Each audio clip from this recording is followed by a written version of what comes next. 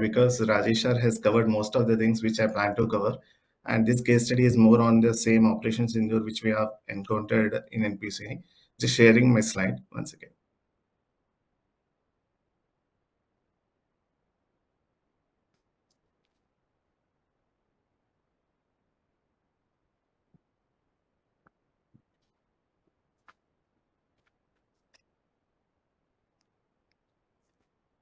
Hope you are able to see my screen. Yes, we are able to see it. So again, I'll not Can go to the basic fund. convert it Hope into you, full mode. I request you, sir, to convert it into full mode so that we can able to all it's the done, sir. visibility. Already, it's done in full We mode. are we are not able to see it in full mode. Okay, now. Not yet, sir. Nonetheless, yes, sir, we can manage with this, please. Thank you very much. Okay, once again. It's in full mode. I hope you are able to see.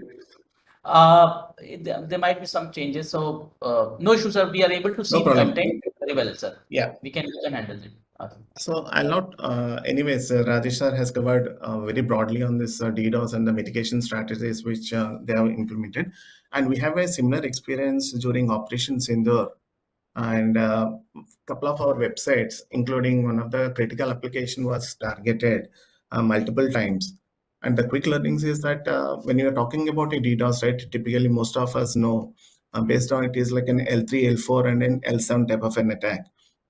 And what we have seen during this time, during operations in during month of May on NPCI websites and NPCI application is a combination of both the things. We have a mix and match of both an L3, L4 attack and a kind of an application-based attack. But the only challenge here is on the ground is that one second, sorry. Okay. Only the challenge what we have seen here is it's a very short burst. Okay. Hardly the attack will only will last for maybe a couple of minutes. In some cases, this is not more than 2, 3 minutes, 5 minutes, 6 minutes. But there are multiple waves of attacks which we have seen. And another interesting factor which we have seen first time in NPCI is that while we used to have this kind of attacks on NPCI infrastructure, predominantly from Pakistan and China, this time the threat vector origin has changed completely. It is not that 1 or 2 countries, right? It is kind of a coordinated attack which happened from 30 to 40 countries which are aligned to a common goal for Operation Sindoor. So, and more interestingly, as Rajesh mentioned, if I see there are 10,000 IP addresses which have participated in this attack, I would say more than 50% of the IPS origination or the traffic origination is from within the India, which is very hard to mitigate. Why? Because typically in any DDoS protection, the first fundamental principle, most of the organizations, especially the banking sector, right, we adopt a strategy of the geofencing. We try to unblock the countries or block the countries which are not in favor to that business model, right? Basis on the business requirements also. But here the situation is so tricky. More than from outside, we started seeing from inside within the Indian origin IP addresses, which is very hard to mitigate and detect. And secondly, the duration of the attack is very small. So by the time you align your team and people are getting into the call, by the time the attack would be over, the application will be restored. Means the response, whatever the slowness which we are experiencing on the application will be improved. Again, by the time you reassemble all the team members, again you will see another wave of attack. So this time it's a quite a new challenge for us. While we have a kind of an hybrid kind of a DDoS deployment, a DDoS solution deployed in NPC, both it is in cloud-based and on-prem. For cloud, we use the Akame solution. It is for L4, and we are slowly moving the L7. But L7, we are probably on the on-prem solution. Along with this, these controls are compensated by the CDN and the DNSSEC also. So strategies, as like I mentioned, it is very generic in nature, not what we are mentioning, but we are following most of the things in NPCA.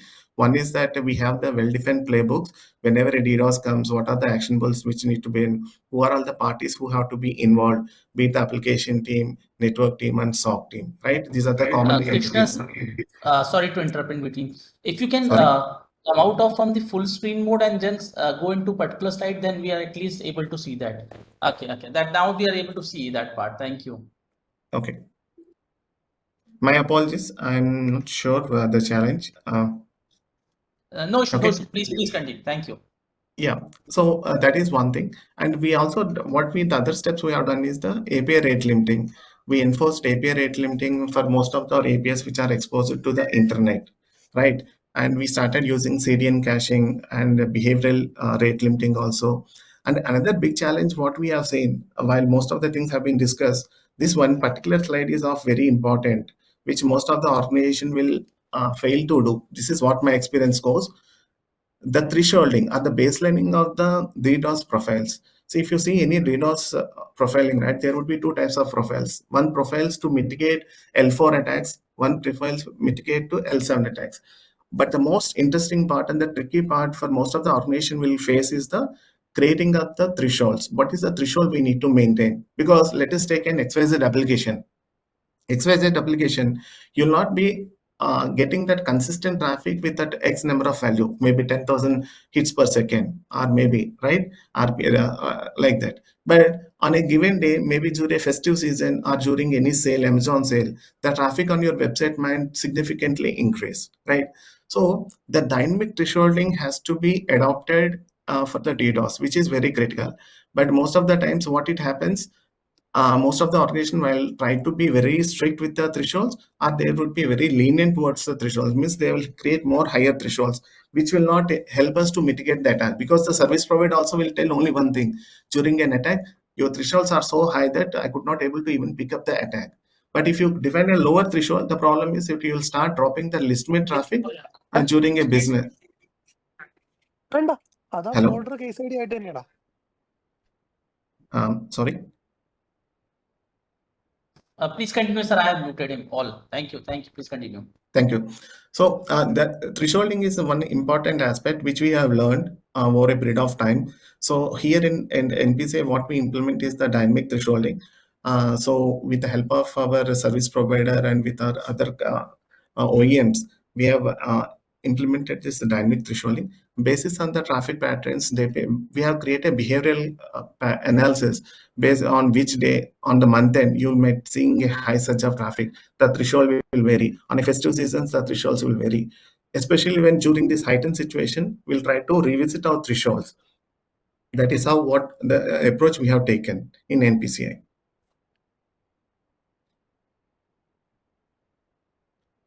So any questions on this particular slide? Because most of the people or most of the organization will try to be playing catchy with this particular thresholding part.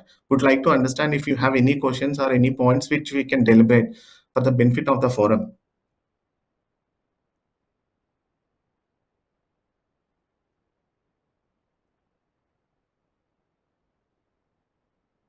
I think if the participants are not able to, feel free to ask it, and we will Good morning, request you sir. to put up. Okay, good. We have one member Yeah, to please, have. sir. Myself, Neeraj from Sarsai. Yeah, tell me, sir. Good morning. Sir, regarding this threshold which we have done, sir, I believe this thresholds you have generated depending on the traffic which you receive, or are these something which you are providing as a baseline for all the CIIs to follow? No, sir. It's only for it's a kind of an example how we build the thresholds. Like for example, baseline is 10K packets per second is what my patient threshold. So my alert threshold will be greater than equal to the 3x of that volume. So these are not any recommendation, but what I would recommend is we need to constantly visit the thresholds of the DDoS. See, typical mean most of the deployments, right? Be it Akame or anything, once we do the deployment of the solutions, especially at the L4 layer, those thresholds will not be revisited. But that is where the catch is, right? We need to constantly review the thresholds. We need to uh, monitor the patterns. What are the patterns which we are receiving? On which web server we are receiving on higher thresholds? On which server we are receiving lower thresholds? We need to customize those profiles basis on our requirements. These are not any recommendations. I'm just giving an example because basis on the attacks what we have seen in NPC, this is one of the critical learning what we had with us. Thresholds. Why? Because let us take an application team. If you go back to the application team and ask them, can you suggest the thresholds? Obviously, they will not be able to even tell you. So it is the responsibility of the network and security team to provide those insight to the application team so that they can come to a conclusion. Okay, this is how the traffic patterns are being observed, and they will also give their input so that a more or less a proper threshold can be defined on the DDoS. Okay, sir. Thank you. Thank you, Krishna. Thank you. Thank you. Ravi sir, good morning. Yeah, Pradeep this side from Karnataka Bank. So yeah, one yes, question on Pradeep. the behavioral analysis that you spoke about on the load Right. or the set of transactions that you received, right? So is this a Hmm. rule-based, what do you say, filtering that you have applied post your analysis, or is it an AI-based solution that It's you a have rule done? based. Currently, Okay. what are the solutions we have, right? We are trying to do that AI based. To be honest, we are currently basis on the rule base. Our Mhm. current approach is on the rule base. But only thing is that we have those baselines created, right? For a festive season, how the traffic volumes would be looking like. In a non-festive season, how the traffic volumes will be looking like. So we have created those baselines. It's a manual thing. In fact, we worked with our service provider to create those thresholds. So we get those insights from our service provider, which is the Akame case. Okay, we'll get a wonderful static analysis of the traffic patterns. Basis on that, we'll redefine those thresholds on regular basis. Okay. Okay. So you happen to mention that you are also working on something which is based on AI. So Correct. if that's something that you're progressing on, so how are you working on improving the model without exposing it to the internet here in this case? So currently, it's an in-house project which we started. Okay, and there are multiple vendors also which are approaching it for us, but we are in a very nascent stage. Maybe over a period of time, we'll be able to mature that model, sir. Currently, it's Okay. very nascent stage. Got it. Got it. Thank you. Thank you so much.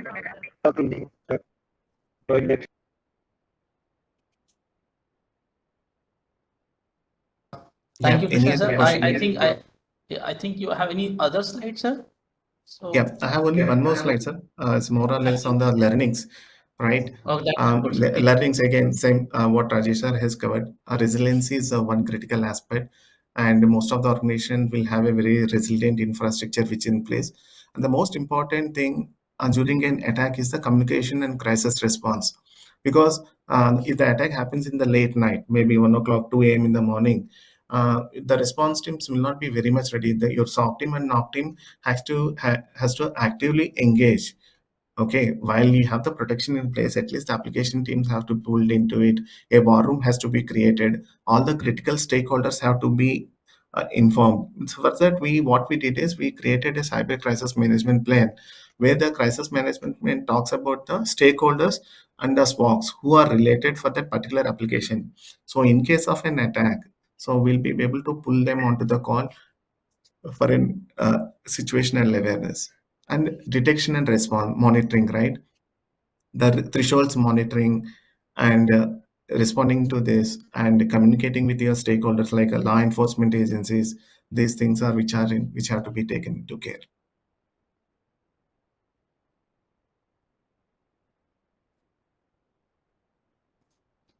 So that's it Thank from my side. But more or less, my slides are very overlapping with Rajesh, but nothing like that. But these are the experiences what we had during operations in those from NPSI point of view.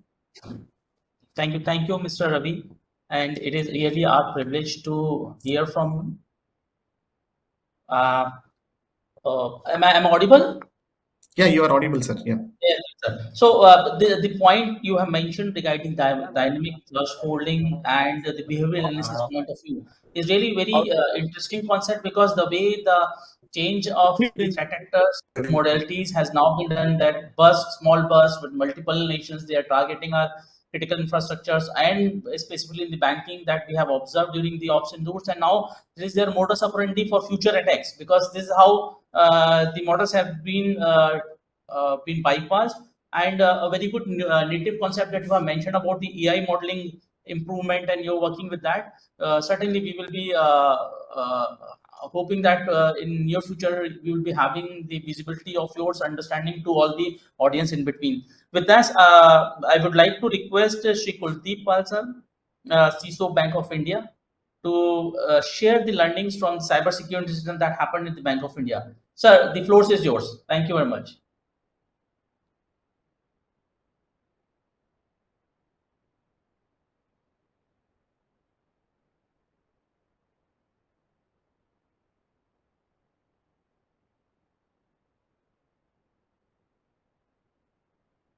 Sir, you are on mute. Could you please unmute yourself? We are not able to hear you. So, very good morning, everyone. Am I audible now properly? Yes, yes, yes. A very good morning to you. Okay. Please. So, first of all, thank you, NCIPC team, for giving me this opportunity to talk before this August gathering. So, sir, should I share my presentation, or you will be?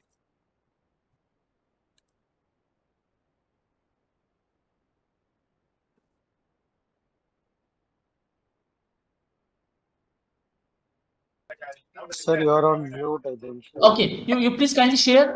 We will be more obliged to do that. Thank you. If it is not feasible from that side, you kindly share on our mail ID. So, I have shared, sir. Is it visible there? Not yet. Yeah. It start visible. You can start the presentation in the So, full is it mode. visible properly now? I think what is coming is that we are able to see the slide 2 in non-full mode. So I think same problem is still persisted, what we have seen in the Ravi Krishna sir. So what we will request you is that you continue with slides in the non-full mode, and then we are able to see it. Okay, okay. So, Thank you. no problem, sir.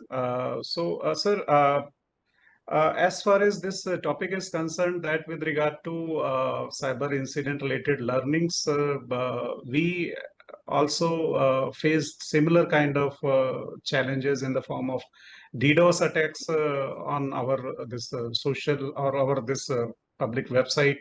And we also had to go through all those challenges that actually my previous speakers, Sri Thaparji and Raviji, talked about.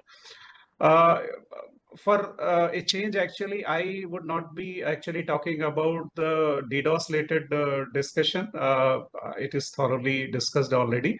But there is another approach that we can learn from the experiences of others, the kind of attacks that we are seeing on ground these days.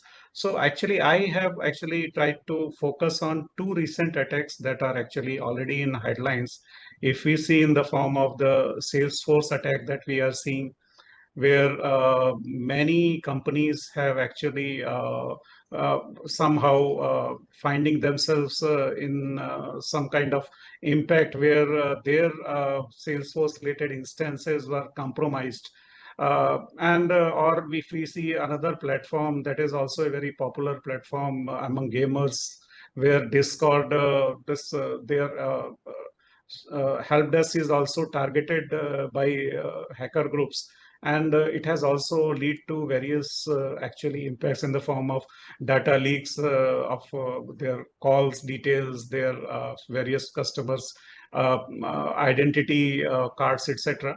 So all these are actually leading us towards a scenario where even a partner is getting compromised, and it is having an impact on the organization. So, how we can actually prepare ourselves against those kind of attacks? That I think is also something that we can discuss, and we can actually learn from that. As we all know, sir, we are all critical infrastructure entities, and definitely we are on target for various reasons, by not just for financial motives, but also from nation states who have actually designs to disrupt the operations at our end. So, how actually, and the kind of challenges that we are seeing in the environment is in the form of emerging use of AI, or we are seeing that many platforms are being offered as a service, cybercrime as a service. So how to actually prepare ourselves from that kind of challenges, that is actually a challenge. And that is what actually I would like to discuss with you people. Friends, what actually I'm seeing is that the way AI is coming, it is actually more or less actually making difficult for anybody to actually identify the genuineness of the person who is talking, or the genuineness, or the kind of the mails that we are actually receiving. So actually, and they are, how they are actually targeting us is, uh, it is really, really difficult to identify. But how to actually prepare ourselves as an organization is actually, we have to go back to basics. That is what is actually going to prepare us for that. And there how we can actually create awareness among our employees, our partners, that is actually going to help us. Friends, this is the area where actually we all need to work seriously. And when we actually do this kind of actually testings in the environment, when we see that there are many users who are actually not able to identify those things, how we can actually educate them. So all those things are actually real challenge in the environment. And friends, ultimately actually how we are actually trying to do in the environment, that I can share with you is, we are actually trying to have regular fishing drills. And those drills are actually helping us in somewhat creating awareness among the users, and also at the same time how we can actually create our defenses in a more strong way. There are many actually use cases that we need to build in our this SOC, etc. So I think those are the areas where we need to work on. And as far as this incident response, etc. is concerned, am I audible properly? Yes, yes, you are audible properly, sir. Yes, sir. So actually, just to tell you, what we see on Hello. ground is with hello. Hello. ये लोग इतना Hello. Sorry for the intervention. We have muted all the participants. You please continue. Sorry for the intervention. Please continue. Ji. So, sir, actually, what I was talking about is that these days, how actually we can protect our organization is that we need to think about the kind of challenges that we are facing, and we have to prepare our systems accordingly. If we see there are multiple solutions that we are using in our environments, whether it is SOC, whether it is SOAR, whether it is other solutions. So how they should actually work in a cohesive manner, that is what is the actual challenge on ground. And there actually there is a gap in the environment as far as vendors also are concerned. So ultimately, this has to be a overall. So I think there is some challenge.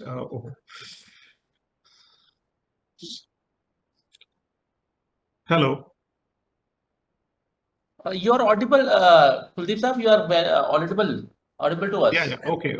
Sorry, I was actually having some challenge here. So, actually, in any incident, actually, when we talk about, ultimately, it is. Hello. So,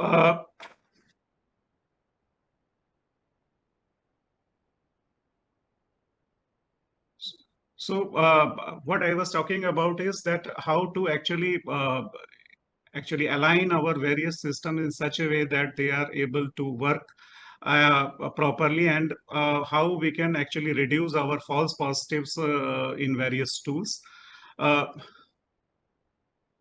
And we have to actually think about cyber risk as a business risk, and also we have to see that whatever solutions we are bringing on ground, actually it should go through proper security related testings.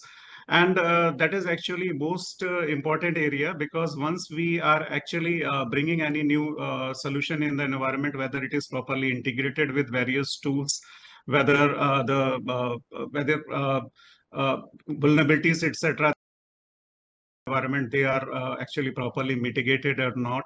And whatever we do, actually ultimately till the time we actually implement proper business continuity and recovery strategies in place, and we do proper testing of those regularly, it will be really difficult to actually come up with the kind of this continuity of service that is expected from us as an organization. And ultimately, friends, I was talking about that the third party risk that is actually coming up in the environment, that is actually the main risk that we should actually see how we will be able to address that. And there, what is most important is that we actually keep engaged with the vendors, and we should develop proper third-party risk management related frameworks, that we engage with vendors, we check whether various reports, that whether they are doing similar kind of security bases at their end or not. So that is actually most important. And also we should engage with the various certifications and best practices, that so that actually it will give us a framework, so that we can align our corporate level policies in line with that. And we keep updated our systems, and at the same time we are actually able to show the kind of the policies that we have implemented in the environment, whether they are in compliance with regulatory compliances or not. So this is from my side. Thank you. Thank you, uh, Kuldeep sir. And really intriguing is that the governance is very key to leading the cybersecurity in the organizations. To do very last slide, sum up the core concept of cybersecurity if we want to our organization to be safe and secure and resilient also. And for this session, I would like all the participants, if they want to share their emotions, then go and show your reactions in your screen.